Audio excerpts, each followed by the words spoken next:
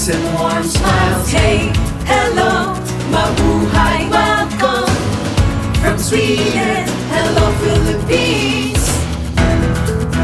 It's great to be here today. A great day for IKEA. We created the biggest IKEA building on Earth, actually. Welcome to your biggest home. Mabuhay!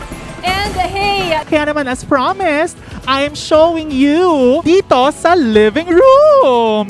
At prices so low that as many people as possible will be able to afford them. kasi alam ko ng IKEA is talagang world class.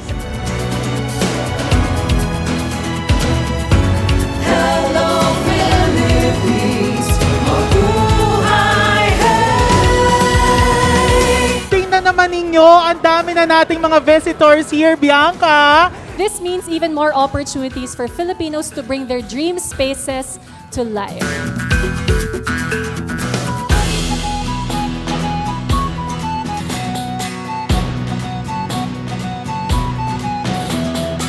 Creating a circular economy of its own, and we hope that more and more industries will take after IKEA in this regard.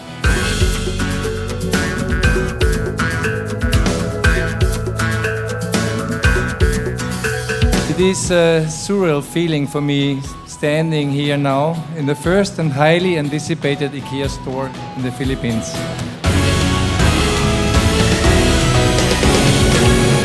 Together we will bring